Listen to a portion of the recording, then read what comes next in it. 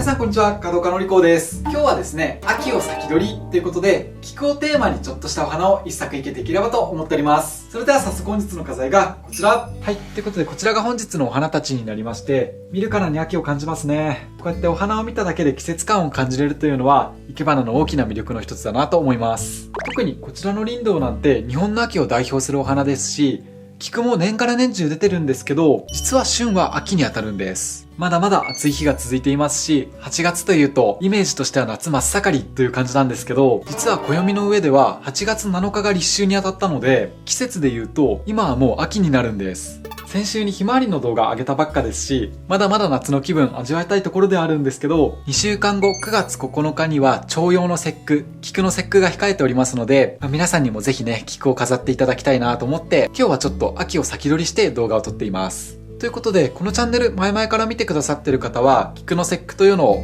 何回か取り上げているので、どういったものかわかると思うんですけど、日本には昔からひな祭りや子供の日、七夕といった、なんて言うんでしょう。その季節ごとのお祭りっていうんですかね。季節の節目にあたる節句というのを大事にしてきたんですね。で、今でこそなんですけど、昔の日本というのはやはり自然がたくさんあったので、自然に囲まれて生きてきたというところで、お花というのがすごく身近にあったと。ですので、ひな祭りは桃の節句といって桃の花を飾ったり、5月5日、子供の日にはちょうど花菖蒲が綺麗な季節なので、花菖蒲を飾ったり、そうやってお花とともにお祝いをしていたと。で、一番馴染みのないというか、あまり聞いたことがないなっていう人が多いと思うのが、この9月9日、重陽の節句なんですけど、実はとっても大切な節句にあたるんです。そのあたり気になる方はぜひ過去の動画を見ていただきたいんですけど、その時に飾られていたお花がちょうど旬にあたるこの菊になると。オープニングで飾られていたこちらのお花なんですけども、これは古流では重陽の節句の時に生けられるお花になりまして、本来この伝統的なお生花というのは1種類ないし2種類で生けるのがベーシックなんですけども、菊の花の色をですね、白、黄色、赤の3色揃えて、それに加えて葉っぱの青と器の黒、この5色で生けるのが伝統となっています。ですので、こうやって生けられた菊は重陽の菊なんて言われてるんですけど、たまたまね、8月8日、重陽の節句の前日が NHK 俳句の放送日だったので、ぜひ皆さんも朝6時半、ちょっと早いんですけど、俳句の番組で後ろの方にお花3作飾られているので、よろしければご視聴ください。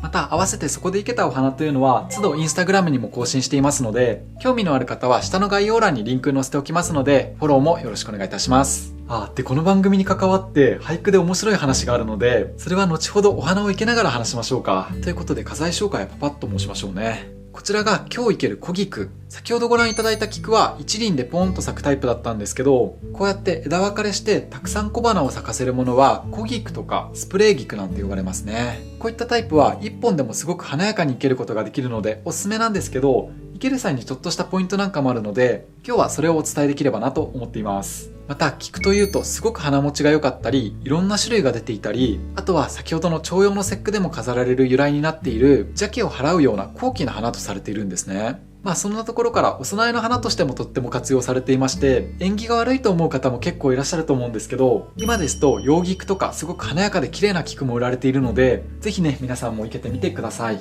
もう花持ちが本当にいいので、初めて飾る人はびっくりするんじゃないかな。さっきお見せしたこちらの菊も、この暑い夏場ですけど、もう1週間経ってますからね。これから涼しくなってくるので、もっと長く綺麗に飾れるんじゃないかな。ということで、続いてこちらが秋を代表するお花、リンドウ。これは今日なくてもよかったんですけど、こういった秋草が入ると、より秋の雰囲気が増すかなと思って用意してみました。他にもおみなえしとか割れもこうとか、そのあたりでもよかったんですけどね。綺麗な青色ですよね。で、このリンドウは漢字で書くとこのように表記するんですけど、龍の丹、肝。なかなか仰々しい名前ですよね。これはこのリンドウの根っこが古くから生薬として使われてきたそうでして、その薬がめちゃくちゃ苦かったことから、まるで龍の肝のようだということで龍丹と名付けられたそうでして、龍丹からリンド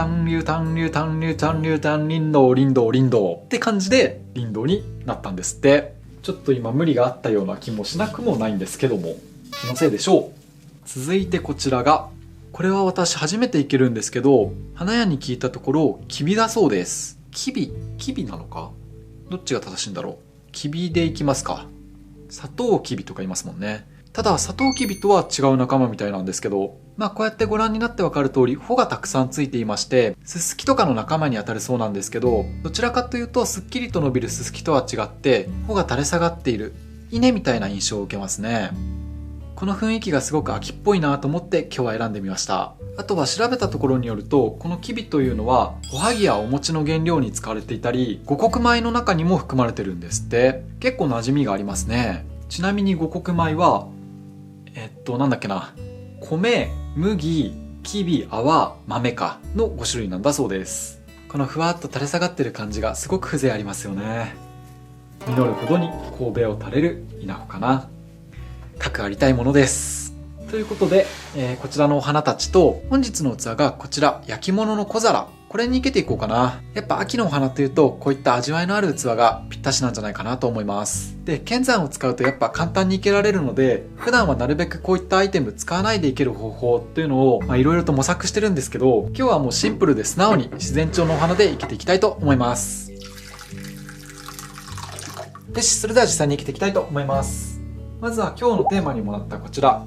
小菊を生けていくんですけど、早速ね、この小菊をきれいに飾る際のポイントなんかをお伝えしていければなと。で、今日はいつもお伝えしている口元を締めるねじめの花材、特に葉っぱがおすすめなんですけど、それがないので、この小菊で締めていければなと思っていまして、ただここで皆さんいかがですかね。この小菊の特徴として小花がたくさん密集しているので、今印象としてはかなりボテっとしたものに見えませんか？すごい塊としてボテボテっと見えてしまっていると。で、路地に生えてる小菊とかを見ると、こんなに花がたくさんついてることってあまりないんですけど、多分フラワーアレンジメントが入ってきたからなんじゃないかなと思ってまして、アレンジメントはこうやってできるだけ華やかな方がやっぱいいですよね。というところで、生産者の方もできるだけ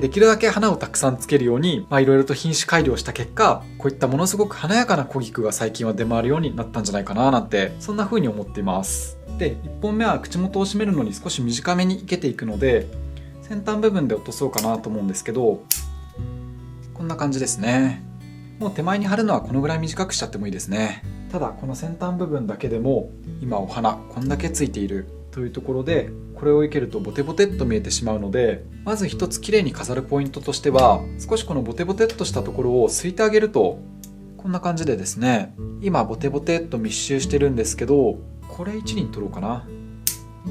いかがですかね。今ここの1輪取っただけで花同士に空間、間合いが生まれたんじゃないかなと。こういった間合いというのが生け花ではとっても大切になってくるので、小菊をきれいに生けるポイントとしては、あまりにもボテっと華やかな場合は少しすいてあげるのが寛容なんじゃないかなと。またこれはお花が生き上がった後に全体の雰囲気を見て後からすくっていうのもできるので、そうやって整理してあげるのも良いかと思います。ということで1本目はこんな感じで口元を締めるようなイメージで生けていく。こんな感じかな。さっきのポテポテっとした印象と違って少し軽やかに映りますよね。またこんなところもアレンジメントとは違う、生け花は引き算の美学だなんて言われるゆえんなのかもしれないです。で、これも毎回ご紹介してるんですけど、今落としたお花に関してはこういった、これは100均で買ってきたちっちゃい器なんですけど、こういったものにねちょろっと生けるだけでもしばらく楽しめるので、決して無駄にはならないので。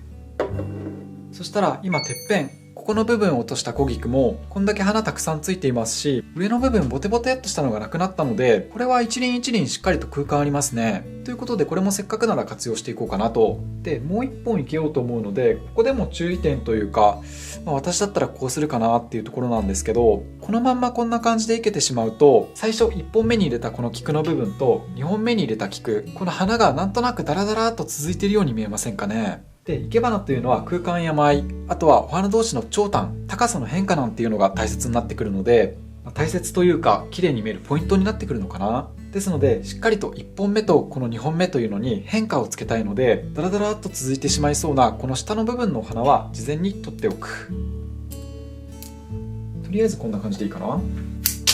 で、今適当な長さに切ったんですけど、このまんまですと逆に下の1本目入れた菊の塊と2本目に入れたこの上の部分の菊の塊というのが、ここでぽっかり空間が空いてしまって、これはいわゆる間が抜けるなんて言い方をするんですけど、ちょっと分離して見えてしまっているので、もうちょっと短い方がいいかな。ただこれが短すぎると、さっきご覧いただいたようにダラダラーっと続いたように見えてしまうので、間が空きすぎずでもダラダラーっと続かない、そんな高さで生けていくといいんじゃないかな。ということで2本目は自分だったらこんな感じでいけるかな。こんな感じ。ここれで花と花の部分に空間を取りつつもそこまで間が抜けてない、そんなバランスでいけれたんじゃないかな。まだ1本目ちょっとボテボテっとしてるかもしれないので、後でもう少しさばくかもしれないですけど、そしたら2本目も同様にいけていきます。これもまずは先端の部分がかなり花つきがいいので、たくさん栄養をもらって愛情を込めて育てられたんでしょうね。ありがとう。こんなもんでいいかな。これでだいぶ軽くなったんじゃないかなと。あんまり取りすぎると逆に剥げちゃって寂しくなるので、その塩梅がなかなか難しいんですけどね。ただこの一手間加えることでこの小菊は一気に輝いてくれると思うので、そしたら3本目はもう少し高めでいけていく。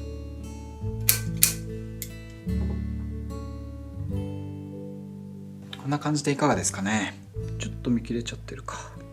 これで小菊らしいボリューム感出しながらもしっかりと長短高さに変化を出せたんじゃないかな。もうなんだかこの小菊一種でも綺麗に飾れそうですね。ただもう少し華やかにしていこうかなというところで、続いてこちらのリンドウを生けていく。今年も秋草たくさん生けたいなーなんて思ってるんですけど、この秋のお花の特徴としては赤とか青とか黄色とか、いろんな色の秋草があるんですけど、混ざれば混ざるほどすごい渋い華やかさが出てくるんですね。ですので不思議なもので、こんだけ鮮やかな青色なんですけど、こういうお花が入っても全然全体として違和感を感じないんですよね。不思議なものだ。そしたら2本目は小菊同様1本目低い位置に入れたので少し高い位置に生けていくんですけど、ここでも一応初心者向けの皆さんにポイントとしてお伝えしておくと、よくね私の教室でも初心者の方のお花を見ると、中心線をこう引いた時にこちら側に小菊が寄ってしまってこっちに青いリンドウが寄ってしまう、そういった生け方をする方よく見受けられまして、今回みたいなこういった自然の特徴を生かしたシンプルなお花の場合は、ここ改めて中心線を引いた時にこちら側にリンドウが入っていたら、逆のこの辺りに混ぜ込んだ方が全体のバランスとして統一感が出てくるんじゃないかなと。生け花にこれをやっちゃダメっていう決まりがあるわけじゃないので、バランスさえ良ければ全然こっちでいけてもいいとは思うんですけど、私だったらやっぱこっち側にいけるかな。そんなところも良ければ参考にしてみてください。そうだ、 NHK 俳句の面白い話受けてるとそっちに集中しちゃうんですっかり忘れちゃうんですけど、皆さんスイカの季語っていつになると思いますか？でこんな質問をする時点で察するとは思うんですけど、まだこのまんまだと最後に入れた小菊と高さが同じかな。ここでもちょっと変化つけた方がいいので、もう気持ち下げていく。これ誰だって夏だって思うじゃないですか。スイカの季語って秋なんですって。もうちょい短く。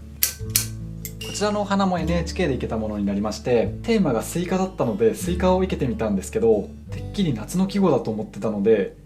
バリバリひまわりと合わせちゃったんですよね。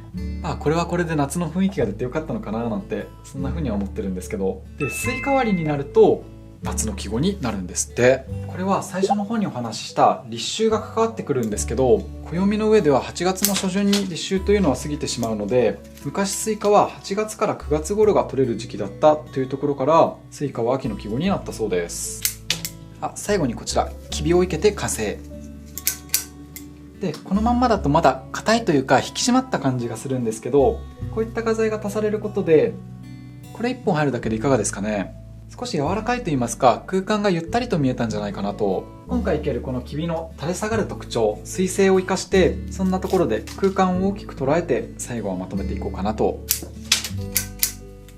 これもリンドウや菊同様高さに変化をつけながらいけていきます。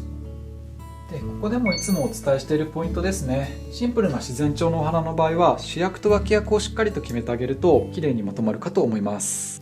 ですので今日の主役はこのきびですね。ということでこのきびを伸びやかに生けていく。ちょっとこんな感じで前に離すのがあってもいいですかね。あと2本あるので1本は奥行きに入れていきましょうか。ぐっと立体感出るんでね。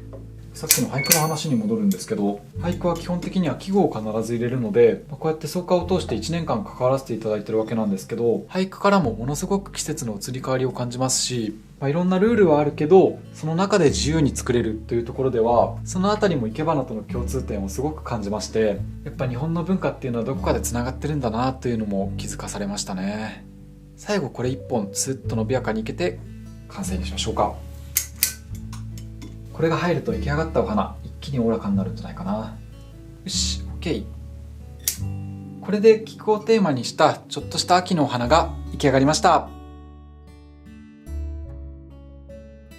はい、いかがだったでしょうか。本日の動画が面白かった、ためになったという方はチャンネル登録や高評価をポチッとよろしくお願いいたします。それではまた次回、バイバイ。